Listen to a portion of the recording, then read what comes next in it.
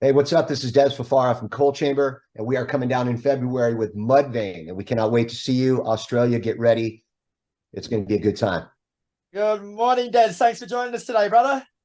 Thank you, brother. I appreciate you. My pleasure. So, as you say, man, Coal Chamber returned to Australia for a run of shows with Mudvayne next February, starting on Valentine's Day in Brisbane, and then going to Sydney, Melbourne, and Adelaide, and finishing in Perth on February the 21st. So, on behalf of Aussie metal lovers everywhere, mate, welcome back, and thanks for even thinking of us.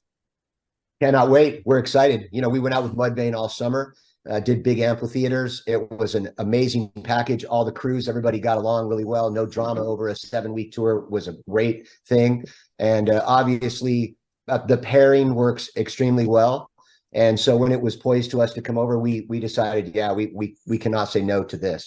Plus, it's AJ that's putting it on. I've known AJ since Soundwave. He's been a very close member of my family. My kids know him. My wife is very good friends with his wife. And just knowing that he was behind it, Mudvayne was behind it, Coal Chamber was in.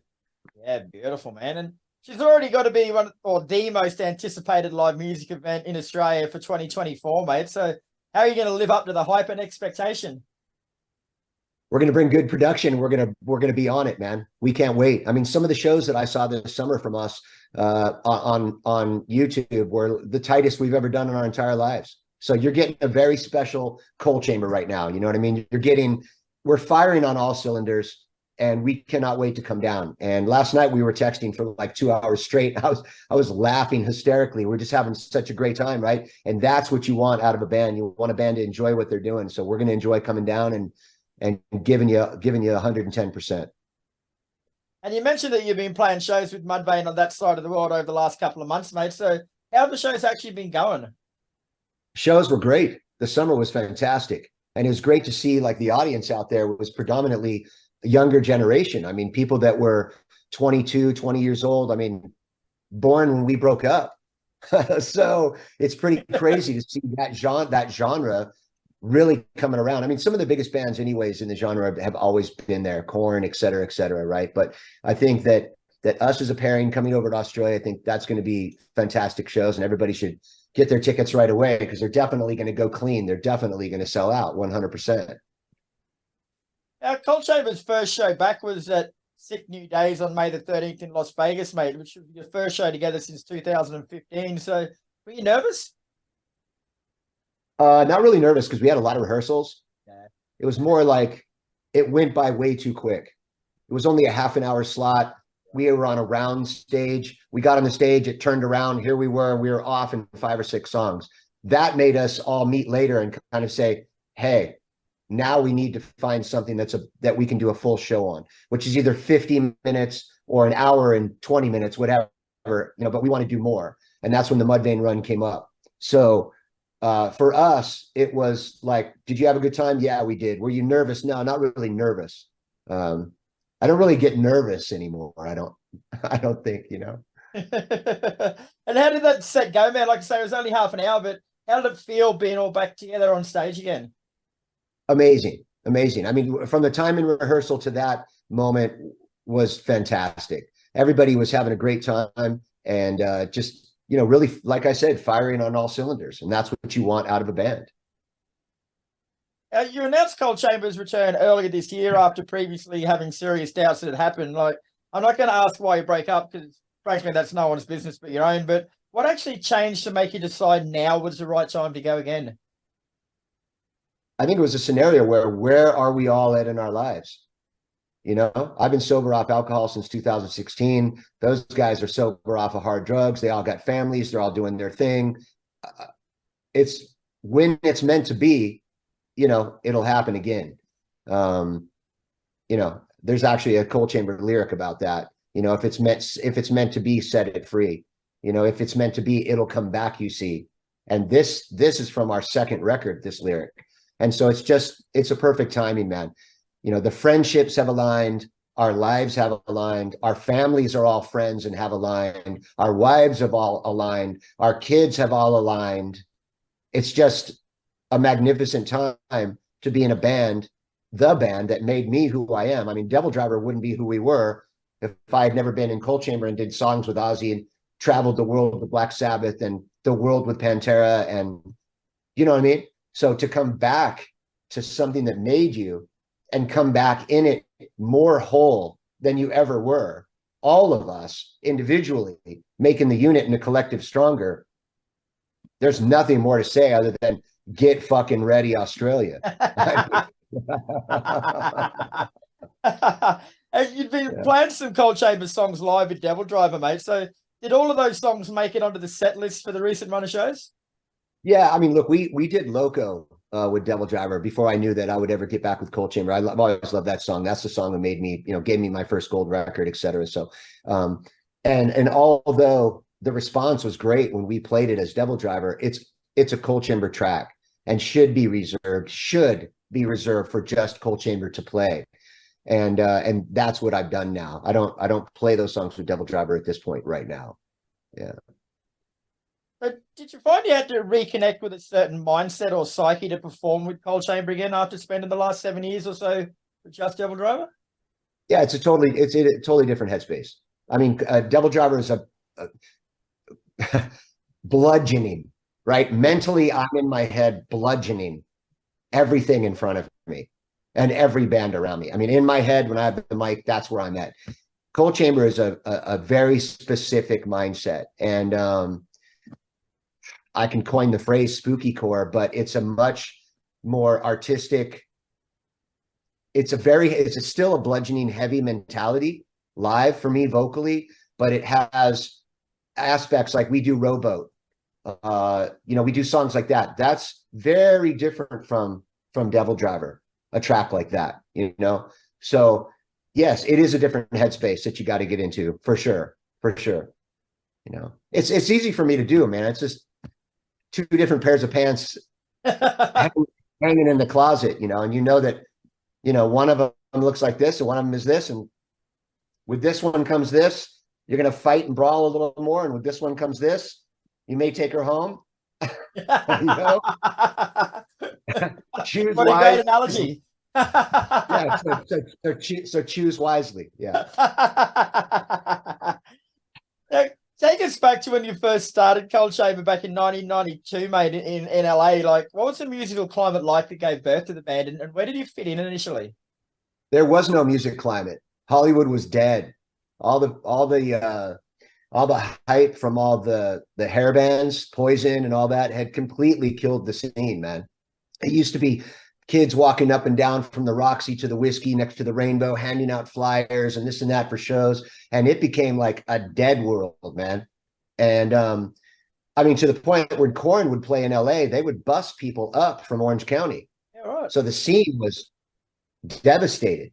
Now, Cold Chamber at that time, and this is before Static, before System, as Korn was busing people up from Orange County, which is almost 2 hours away for shows, we were selling out the Whiskey, selling out the Roxy, and creating some vibe. I have no idea. We were just doing what we were doing, but behind us was like this faction of not just kids that liked bands like, say, Fear Factory and Machine Head, but also kids that liked, early Manson that was just starting to pop at the time, or Gothic stuff as well. And then we had a lot of Latino gangs from Southgate and stuff that were coming to see us and making our shows extremely volatile. And I think that in part comes from Miguel Rascon, right?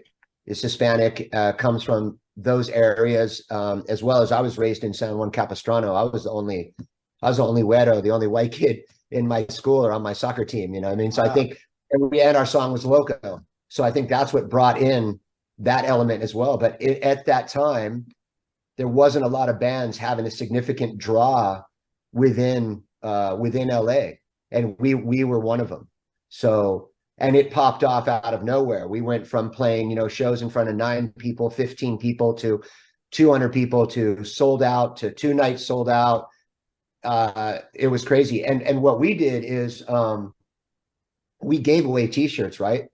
So every show we had 250, 300 shirts and we gave them away. And you couldn't go anywhere in LA between 92 and 2000 without seeing a Cold Chamber shirt, really. And especially the ones that we gave away, just black with a white, which, by the way, if you have one of those, they're worth a lot of money on eBay. I would hold on to that. I would hold on to those because I custom made those myself with a screen print. So, Oh, wow. Great idea. Yeah. I mean, back then, we didn't have the internet, right? So, Yeah, of course, dating myself as always, but we didn't have the internet. So the way we did it is we slung flyers and we slung posters and we would get in a van, and this is actually in my autobiography, but I'll let you in. We would get in a van with coveralls on and 5-gallon buckets of glue and huge posters, and we would go up and down Sunset Boulevard and cover all the movie posters. Terminator covered, Predator covered, and we actually got a call from the city at my house because I was stupid enough to put the phone number to get a hold of the band on it. And the city calls me, is like, hey, we see one more poster, you guys are all going to jail. And I was like, fuck you, you can't find me. And they called back 2 minutes later and said, really, you're at this address? And I was like, we won't be putting up any more posters over your shit. You got me. Yeah. So, I mean, it was a free for all, there was a bunch of good bands coming up at the time. Pothole was one of them. I remember Manhole, actually, with Terry B was coming up. Snot had come out from Santa Barbara and trying to make their way into the scene at that point. It was just really, after we were out about 2 years, it started to kind of pop off. But in 92, we were called She's in Pain. And in 93, we switched our name. In 93, 94, we made our demo. Or 93, we made our demo. And then we got a record deal by Roadrunner Records. And I said no to the deal. Oh, wow. For like a year. Because I had a decent job and this and that. And I didn't know if I wanted to take it that far. Right. So after that, about a year after that, we came in, we signed the deal, and the rest is history. That's it. The rest is history. Wow. Yeah. And then you really connected with fans instantly on your debut self-titled album in 97, mate. So what do you think that was? Like, why did fans gravitate to that? Like, you mentioned all this background stuff you put in, which would have helped, but the music would have been something special too. I think when something is not done for financial purposes, any art that's not done for financial purposes, people are drawn to it. So, right, if I know that, and I said this before in another interview, but if I know that, painting with red paint will sell me $1 million worth of art, but I am really a painter who loves to paint with blue and orange, and I move to that red color to go make money, I don't think it's going to transfer. It's not going to catch on. It's not going to go the distance. And I think what Coal Chamber did was unique in the time, from our heart, from the street. I mean, we were from the street completely. And I think that caught on with people. They felt the authenticity from each member of the band in our own characters that we had. And I think that's another thing that transferred over, and then you have things like you tour the world with Black Sabbath, you tour the world with Pantera, you tour the United States with Danzig on our first run. Hot Topic picks us up. They put us in the stores. Next thing you know, it just starts rolling over, and there you have it, You released your most recent Coal Chamber album, Rivals, in 2015, and I read in a recent interview that you said you felt that you wrote that album 10 or 12 years ahead of its time. Can you elaborate on that? True story. I mean, I don't think, nu metal wasn't in the place it was at 10, 12 years ago. If we would have released Rivals today, and I'm telling you, anybody watching this that gives a shit about Coal Chamber, go after this and listen to Rivals. I mean, it's got Al Jurgensen from Ministry on it. It's a fucking great record. And I just think we released it at a time in our lives when we didn't have our shit straight. So the band wasn't cohesive, but the music was. And obviously the whole nu metal thing or whatever hadn't really swung around. I mean, some bands had remained large, Korn, etc., but it hadn't really swung around. Now we do meet and greets, and it's all 20-year-old kids that were like born when we fucking broke up. So there's something happening right now that's extremely special, because a lot of these bands that came out at that time, the bands that I aforementioned, along with Coal Chamber, were doing something extremely authentic and from our hearts, and we didn't know what the fuck we were doing, right? I mean, it's literally like you picking up a paintbrush that you've never used before and just, let's see what this will do. The next thing you know, you're looking at something that no one's ever done, and you're like, I don't know, let's put it out. Oh shit, people like it? Weird. Cool. We like it too. And if we like it and they like it, there's something fucking authentic to it. There's no big mystery. And if it's not authentic, people will feel it. Yeah. You know, I believe there's a lot of bands that came out on that third wave of nu metal that for me were way too radio pop driven, not authentic, in my opinion. But Coal Chamber reserves the right to say, yeah, we were coming from our heart, and Rivals especially, because when we wrote that, we were in another kind of tumultuous time in between us as writers. And I think that push and pull really made for that record. It's fantastic, that record. You're probably sick of answering this question, mate, but I have to ask, like, is there any new music in the works? You know, I'm not a guy who sits around and watches TV, so there's always music in the works. That's what I got to say. There's always music in the works, man. And after what I survived in my past year, I'm going to make as much music as I possibly can. I mean, if something happened to me today, my wife has hard drives and hard drives of music from me, making it with different people and different circumstances. But it's all I do. Is, I mean, I woke up this morning and we're having coffee, and after 15 minutes, she looked at me. She's like, good morning. Like actually saying to me, like, what are you doing? And I was writing a song. I was on my phone writing notes, and I wrote something I think is fantastic. So it's kind of what I do. I can't stop. I think there's a drive there. So we'll see. Very cool. And you also released the first book of a 2-part autobiography titled Loco, Chaos, Calamity, and Coal Chamber back in early September, mate. So how's that been received? Well, no, that hasn't come out yet. That's postponed. Yeah, it's postponed till next year. It's on Rare Bird Books. I've got some great, huge artists actually writing the forward and the backward to that.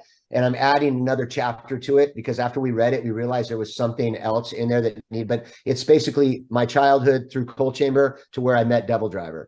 And it's going to be interesting to see where I came from. Because like I said, I, literally was raised on the other side of the tracks, So for me to have anything, the roof over my head, anything I do, I feel incrementally blessed on a daily basis, really. So yeah, that's going to come out next year. Just look for it because it'll be everywhere before it does come out.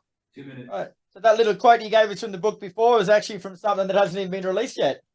Yeah, no worries, man. Now, before we let you go, mate, we've started a new thing with Heavy so people can get to know the bands that we speak to. So we've got 3 different Spotify playlists. So can you give us a song from Coal Chamber for each of them? So one of them's to get the party started, one's to save your marriage, and one's to potentially end your marriage. I would say Sway will start the party real well. Yep. To save your marriage, listen to Clock. And what's the next one? To end your marriage? Potentially end your marriage, yeah. Fuck, I don't know. I owe you is probably a good one because the chorus is I owe you nothing. That'll do it. And I think if you said that to your partner, you'd be asked out. You'd be game over. All right, Dez. Well, thanks very much for your time today, mate. It's been a pleasure. You've definitely woken me up. But Coal Chamber in Australia with Mudvayne next February. There's still a few tickets left, but get onto them now through thephoenix.com. Have a good one, brother. Looking forward to seeing you down under and looking forward to seeing everybody at these shows. Coal Chamber is very excited. So from all of them and me, can't wait to see you guys get a ticket. We'll see you soon.